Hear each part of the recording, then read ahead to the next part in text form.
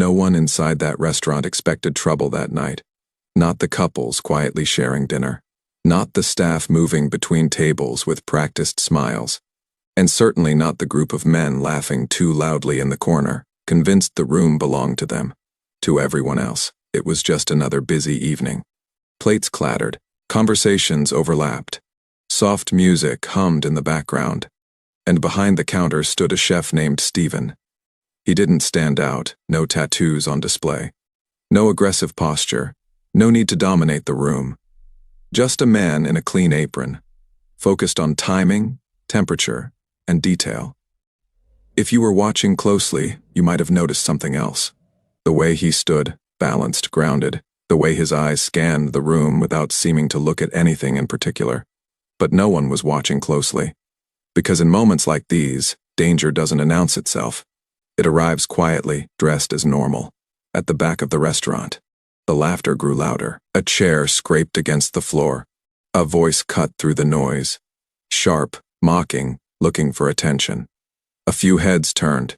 Most didn't. Stephen kept working. That's the thing about people who've lived through real chaos. They don't react to noise. They react to patterns. And a pattern was forming. The men at the table weren't just loud. They were probing, testing limits, watching how much disrespect the room would tolerate. A server passed by, eyes lowered. Simone muttered an apology that didn't belong to them. Stephen noticed all of it. Not because he was looking for a fight, but because long before he ever wore an apron, he had learned how quickly normal could collapse. How humiliation could turn into violence. How one careless moment could change everything. Years ago, he had been trained to run toward danger. To take control when others froze, to end chaos before it spread. But that life was behind him now. Or so it seemed. Because that night, in that restaurant, a line was about to be crossed. And the men laughing the loudest had no idea that the quiet chef they were about to target was not a man who lost control. He was a man who mastered it.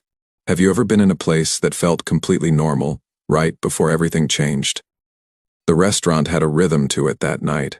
Not the chaotic kind, the comfortable kind. The sound of a place that knew exactly what it was doing. Orders were called out in calm, steady voices.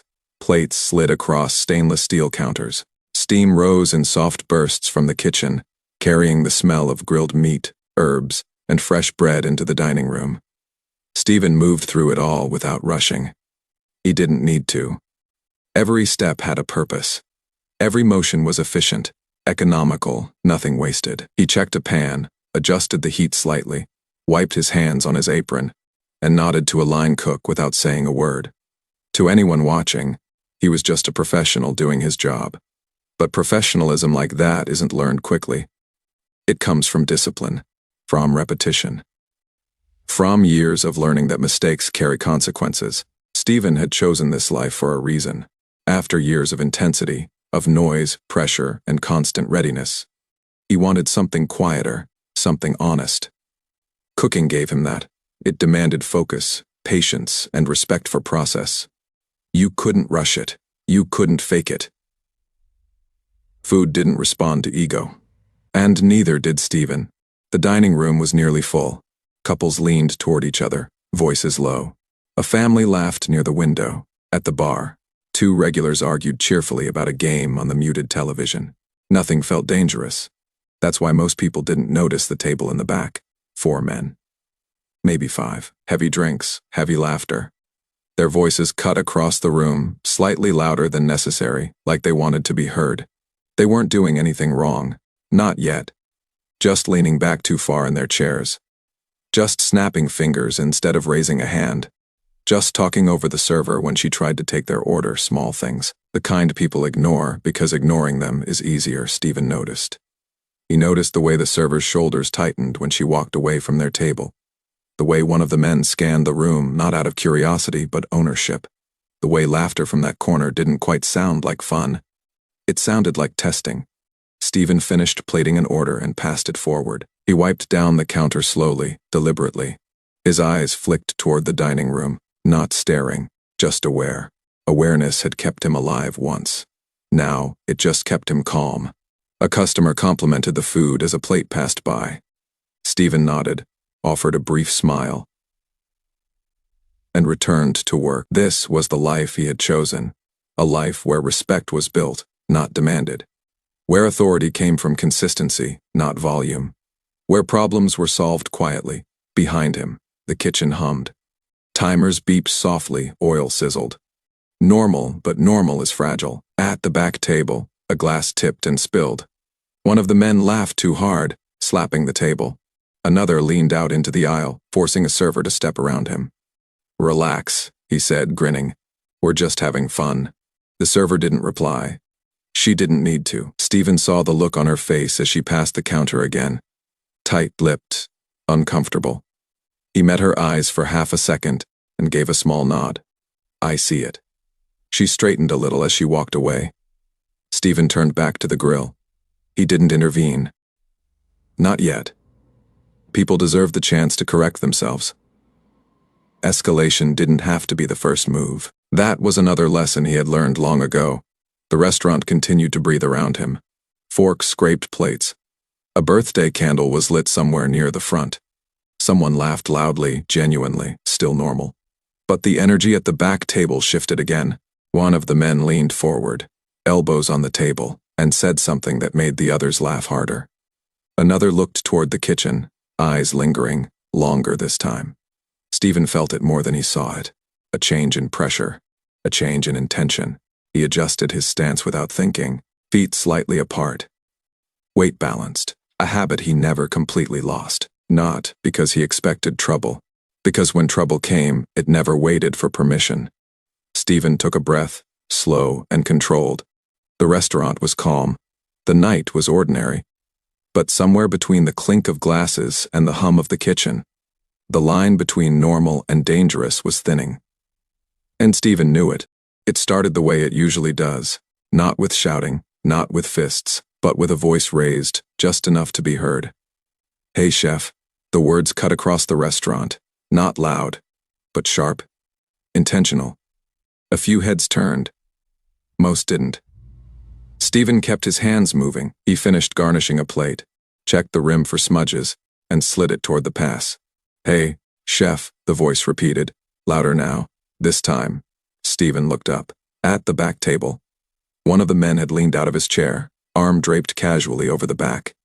He wasn't angry. He was smiling, the kind of smile that waited for a reaction. Stephen walked over, wiping his hands on his apron. "Yes," he asked, polite, neutral, controlled. The man glanced at the plate being set down in front of him, poked at it with his fork, then looked back up. "This is it," he said. "This is what everyone's talking about." A few chuckles followed. Stephen waited. The man shook his head exaggeratedly. "I've had better food at gas stations." Laughter spread around the table. Stephen nodded once. "I can remake it if there's a problem." There was a pause. The man hadn't expected that. He had expected defensiveness, anger, an excuse. Instead, he got professionalism. That bothered him. No, the man said, waving a hand. "It's not just the food, it's the attitude." "What attitude?" Stephen asked. The man leaned back. "This one, all quiet. All serious. You always this boring." More laughter. A couple nearby shifted in their seats. Someone at the bar frowned. Stephen didn't respond right away. He studied the man. Not aggressively, just attentively. Noticing the way his leg bounced under the table, the way his eyes flicked to his friends before every insult. This wasn't confidence. It was performance. Stephen spoke calmly. "If you need anything else, let me know." He turned to walk away. That should have been the end of it, but disrespect rarely stops when it's ignored. "Hey," the man said. Louder now. "Don't walk away when I'm talking to you." Stephen stopped. He turned back slowly. "I heard you," he said. "I just don't think this needs to continue." The man stood up. Chairs scraped. The sound was sharp. Sudden. "Oh, I think it does," he said. "Because when I'm paying, you listen." The room grew quieter. Not silent, but aware. Stephen could feel eyes on them now. Staff frozen mid. Step diners pretending not to stare. The man took a step closer, stopping just short of the counter. "You think you're better than us?" he asked. Standing there all calm. Like you're above it. Stephen shook his head slightly. Number? Then wipe that look off your face. I'm just doing my job. The man laughed again, louder this time, but there was something strained in it. Your job, he repeated. You cook food, that's it. One of his friends chimed in. Yeah, relax, chef. You're not some tough guy. The words hung in the air. Stephen felt it. The line, not crossed yet, but touched. He glanced around the room briefly, not for backup, not for approval. For context. A couple near the window looked uncomfortable. The server from earlier stood behind the bar, hands clasped tight. Someone near the door shifted closer to the exit. Stephen turned back to the man. I'd like you to lower your voice, he said evenly. You're making people uncomfortable. The man's smile vanished. There it was, the switch. Don't tell me what to do, he snapped. You work for me. He leaned forward, close enough that Stephen could smell alcohol on his breath. Or what? He whispered. You gonna do something about it? The challenge wasn't loud. It didn't need to be. Everyone felt it. Stephen held his gaze, calm, unblinking. No, he said. I'm asking you to stop. The man scoffed and turned to his friends. Hear that? He's asking. They laughed. And in that laughter, the balance shifted, because now, it wasn't just disrespect. It was humiliation. Public intentional, escalating. Stephen straightened slightly, not taller, just more present. This is your last warning, he said quietly. The man's eyes narrowed. Or else what? The question echoed through the room. And for the first time that night, Stephen didn't answer right away. Stephen didn't answer the question right away. He didn't need to.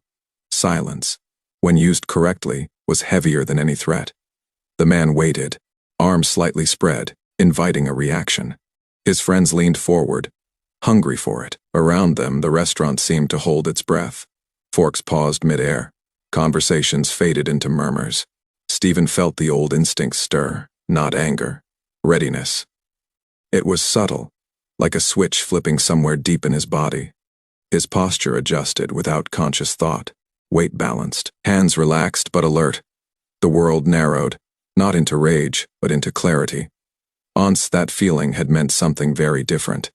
Years ago, it meant incoming fire, tight spaces, commands spoken in whispers. Decisions that had to be made in seconds because hesitation cost lives. Back then, humiliation wasn't an option. Threats were dealt with immediately. Control was taken, not requested. But this wasn't that world anymore. Stephen looked at the man in front of him, not as an enemy, but as a variable, loud, unsteady, fueled by alcohol and ego. Dangerous, yes, but mostly to himself. Stephen could end this. He knew exactly how. Where to move, what to do, how quickly it would be over. The knowledge sat heavy in his chest, not as temptation, but as responsibility, because with ability comes choice. And Stephen had made a promise to himself when he walked away from his old life. No more proving. No more dominance. No more letting other people's lack of control dictate his actions. He thought about the kitchen behind him, the team depending on him to keep things steady, the customers who came here for a quiet meal, not a spectacle, the server who had flinched earlier when the men laughed too loudly. Most of all, he thought about what would happen after. Chimeras, questions, judgments from people who would never understand the difference between violence and restraint. He took a slow breath in through his nose, counted it, let it out just as slowly. The man mistook the pause for weakness. What? You freeze up? He said. His friends laughed again. But it was thinner this time. Stephen raised a hand, not aggressively, just enough to signal a boundary. I don't want this to turn into something. It doesn't need to be, he said. His voice was calm, steady. The kind of calm that doesn't beg, the man scoffed. You don't get to decide that. Stephen nodded once. You're right, but I do get to decide what happens behind this counter. He gestured slightly toward the door. You can sit down, he continued. Or you can leave. The words landed differently than an insult would have. They were options, and options threaten people who only understand force. The man's jaw tightened, his pride bristled. He glanced at his friends, searching for reassurance, and found none. For the first time, doubt flickered across his face. He hadn't expected resistance. Certainly not calm resistance. Stephen saw it and said nothing. He didn't need to push. Control wasn't about escalation. It was about patience. Seconds passed. Then the man laughed, loud and forced. "Listen to this guy," he said to the table, "kicking us out like he owns the place." He stepped closer, too close. Stephen felt the shift immediately. Distance closed. Intent sharpened. This wasn't just disrespect anymore. This was a test. Stephen didn't move back. He didn't move forward either. He stayed exactly where he was. "You need to step away," Stephen said quietly. The man leaned in, close enough that Stephen could see the red in his eyes, the tension in his jaw. "Or else," he whispered. Around them, the room was silent now. Not curiosity. Fear. Stephen felt it, and it solidified his decision. Not because of the insult, not because of pride. Because allowing this to continue would mean someone else would get hurt. The server, a customer, even the man himself.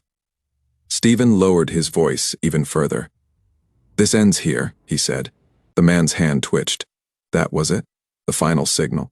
Stephen shifted his stance slightly, not visible to most, but enough to root himself to the floor. He wasn't angry, he wasn't emotional. He was prepared. And, if the man made the wrong move, Stephen would stop him. Not to punish, not to humiliate, but because real strength wasn't about winning. It was about choosing the moment, when enough was enough. The man didn't step back. He stepped closer. Close enough that the smell of alcohol and aggression mixed in the air between them. Close enough that the space Stephen had asked for was gone. "You don't scare me," the man said. His voice low but sharp. "You're just a cook." Stephen didn't respond. He didn't need to defend who he was. The truth didn't require volume.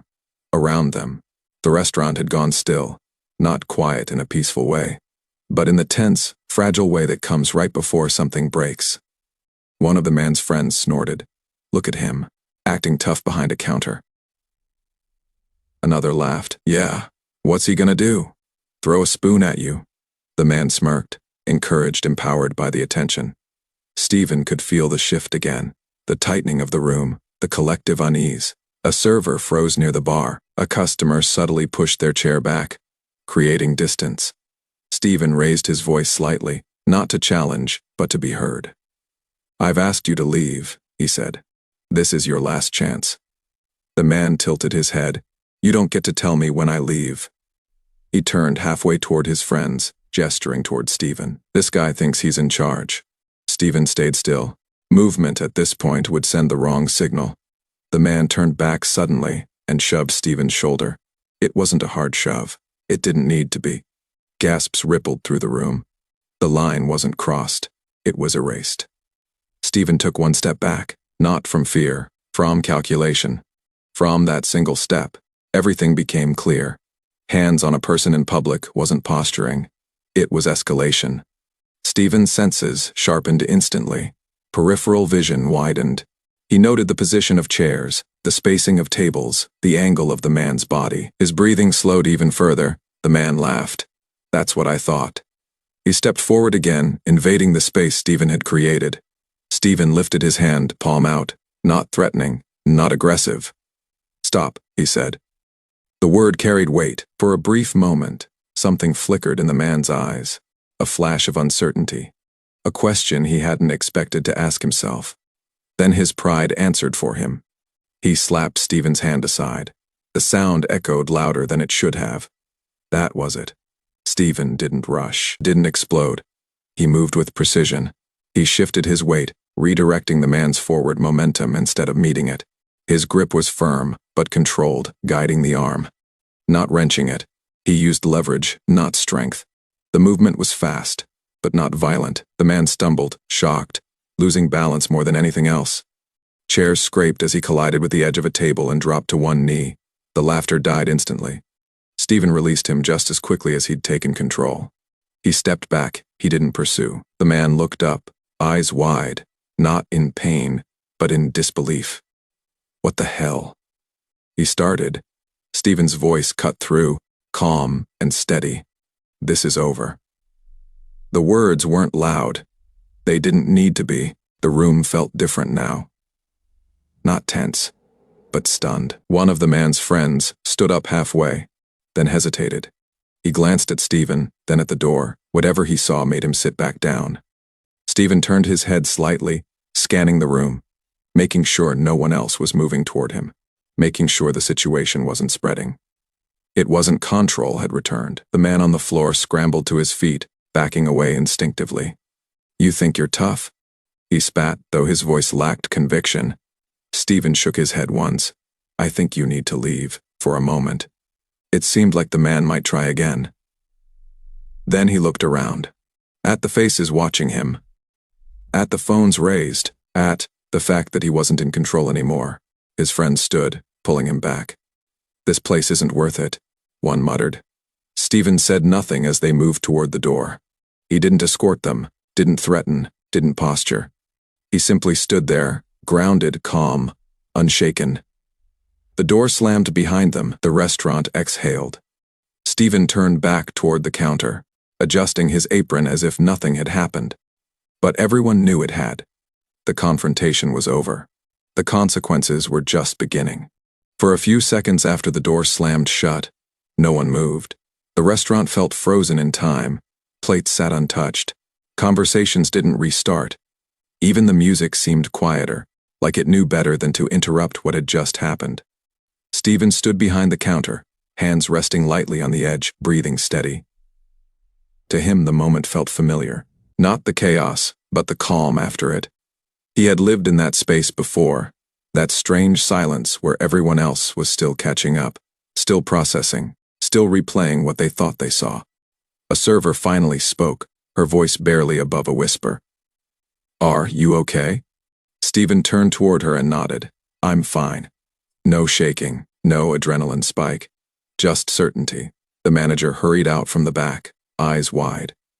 He took in the room, the knocked chair, the shaken guests, the door still vibrating slightly in its frame. "What happened?" he asked. Stephen answered before anyone else could.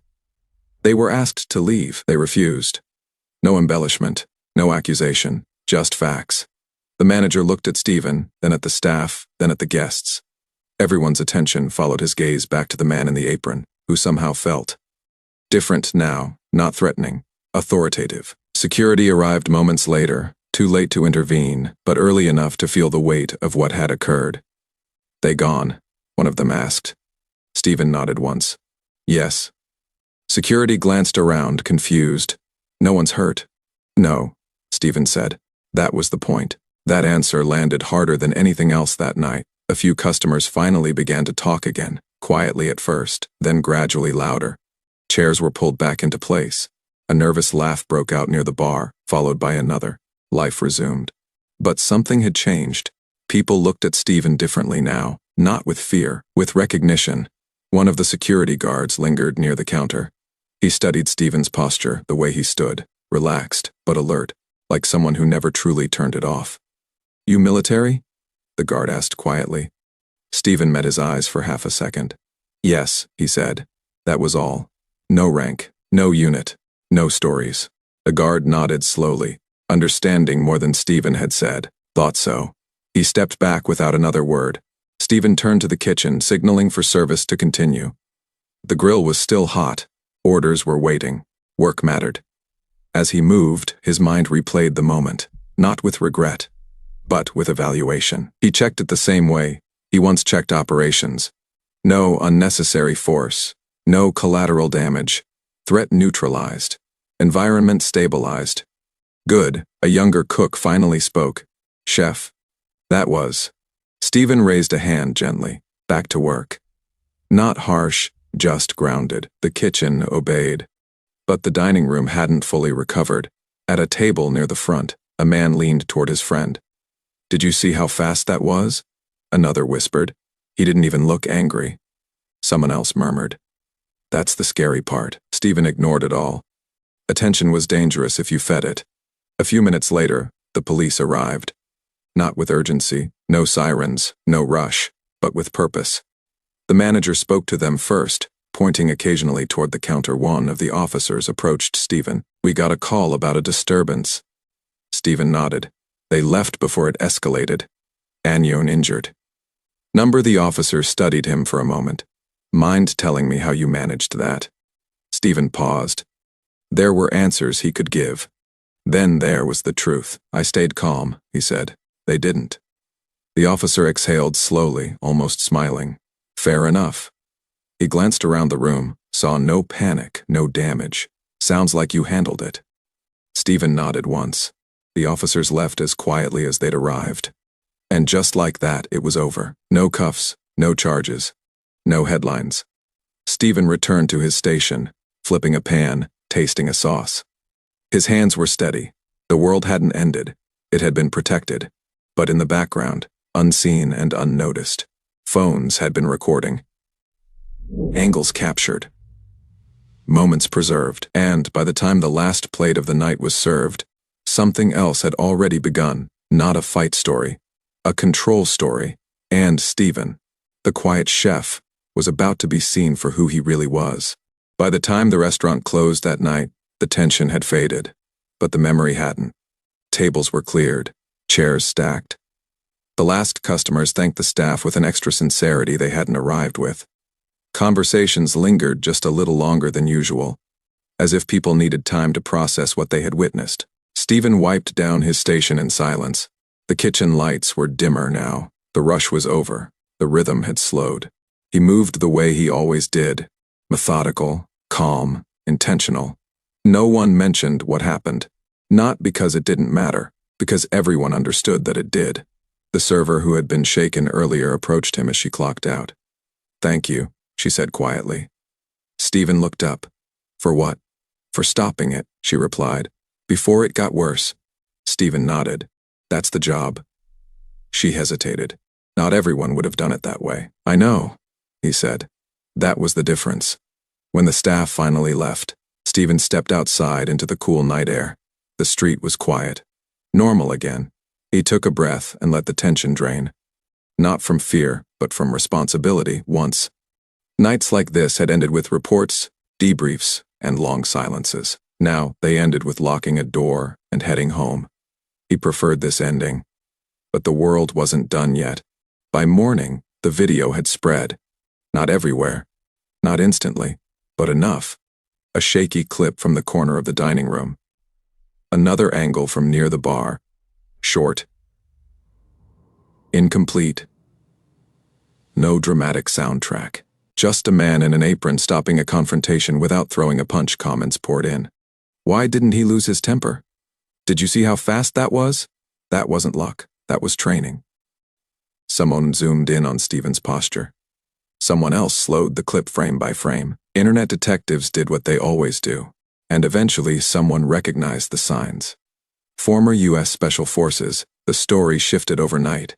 Headlines didn't scream about a fight. They asked questions. Who was the chef? Why was he so calm?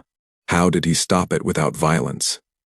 The answer wasn't flashy enough for some people, because it wasn't about dominance. It was about discipline. Stephen didn't respond to messages. He didn't correct speculation. He didn't step into the spotlight. He went back to work. That afternoon, customers came in curious. Some looked at him a little longer than necessary. A few nodded in quiet respect. Stephen treated them all the same. Food out on time. Standards unchanged. Ego left at the door. Because that's what real strength looks like, when it's not trying to prove anything. The men from the back table never returned. They didn't post responses. They didn't defend themselves. They disappeared. Not because they were defeated. Because humiliation is louder than pain, and they'd felt it without a single bruise days past. The video kept circulating, not because of shock, but because people recognize something they rarely see. Control in a world obsessed with outrage, here was restraint. In a culture that celebrates loudness, here was silence. In a moment designed to explode, someone chose to contain it. That's why it stayed with people. Stephen didn't. When that night, he protected the staff, the customers, even the man who thought power meant intimidation. And in doing so, he reminded everyone of a truth that doesn't trend, but endures. The most dangerous people aren't the ones who threaten. They're the ones who don't have to. They're the ones who can walk away, not because they're afraid, but because they're in control. Stephen locked up the restaurant that night like any other. Lights off, door closed, key turned. Tomorrow would be another normal day, but somewhere out there, thousands of people had watched that moment and learned something without even realizing it. That strength doesn't roar. It doesn't brag. It doesn't need witnesses. It stands quiet and waits. If you believe real strength is discipline, not rage, type respect in the comments and tell me, in that moment, would you have stayed calm?